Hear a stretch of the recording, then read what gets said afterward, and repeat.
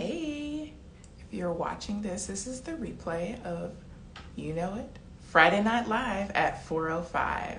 I'm Tori Humphreys, a professional life coach, here to help creatives move from abstract ideas to concrete realities. Today, our focus will be on what are you avoiding? Hey, Ange, how you doing? A couple of weeks ago, I met with my counselor who pointed out that I am more likely to create my own spin on things than dealing with what was actually real. Apparently, I was more comfortable believing what I wanted rather than facing what was true. And this really hit me like a ton of bricks. So, why was I more comfortable with what didn't exist? And what was it that I was actually trying to avoid? In this case, a lot of times I find myself avoiding it's because I don't want to face disappointment and sadness, also feeling like a failure. So I would do whatever was in my power to avoid these feelings. I would turn everything upside down just to do whatever I could to avoid feeling disappointed and upset and you name it. But what happens is when we actually avoid things, it may prevent us from building the resiliency that we need for other difficult situations. We could also be robbing ourselves the opportunity to grow. So this is kind of funny. After meeting with my counselor, I was supposed to meet with one of my good friends, but I forgot that we had planned this a while ago and had no money at all. No money. But part of my avoidance was I still need to hang out with her because I told her I was going to hang out with her, but I didn't have any money. My husband likes to remind me that, we don't have monopoly money, but I'm like, for me, if I make a commitment with somebody, I'm like, okay, I have to do it, even if it means coming up with monopoly money. And for some reason, I just felt like I needed to be there to support her because I told her I was going to be there and I really wanted to be there for her. Why was I so afraid of disappointing her? What did that mean to me? And as I dug deeper, I realized that I actually believed that if I didn't spend the money with her, I would be letting her down. If I let her down, then she would believe I didn't care about her. And if she thought I didn't care about her, then I wouldn't be perfect. And because, I said I was going to do something, I wanted to stay true to my commitment. And I thought that she would hold it against me if I went back on what I said, and I would feel worthless and purposeless.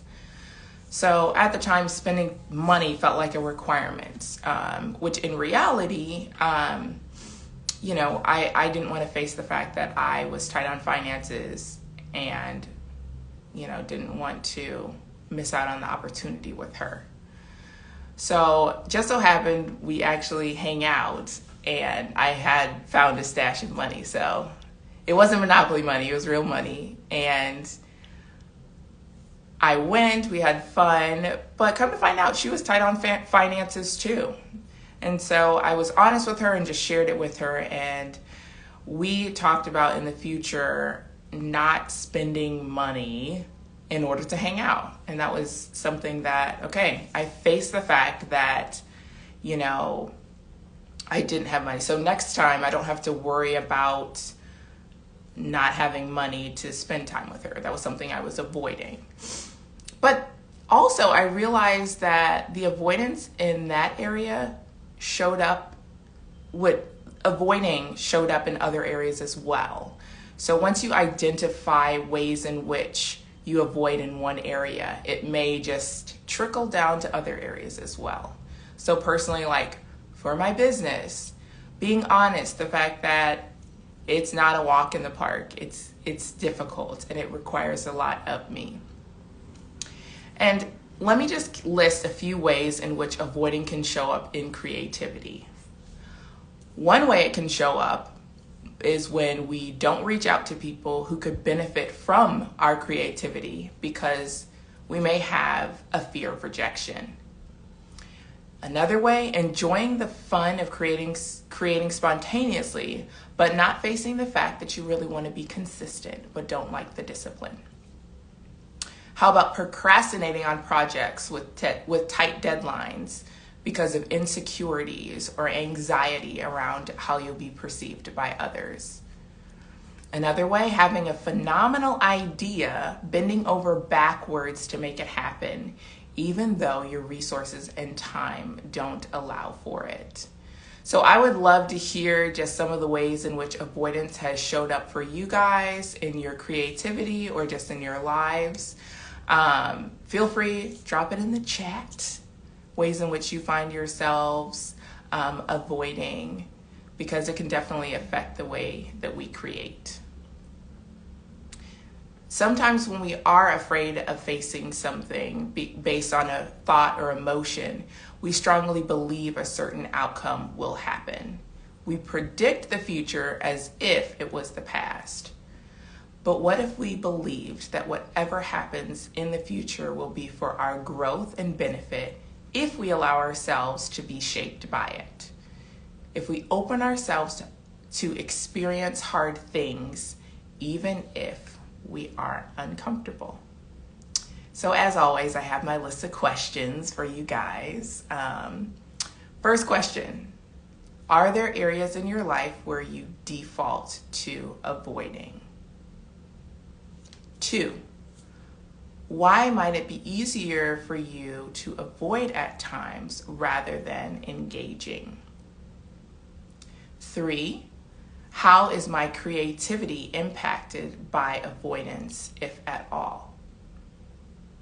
4, what would my life look like if I chose to face things instead of avoiding them? 5, what supportive steps can I plan to take instead of defaulting to avoiding? And 6, this is the last one, who can keep me accountable? So these are my questions to ask for you guys. Questions you can ask yourselves to hopefully bring up times in which you find yourself avoiding as it pertains to your life or more specifically with your creativity. And yeah, hopefully that opens things up and you can get moving on things that you've been wanting to do creatively for a while.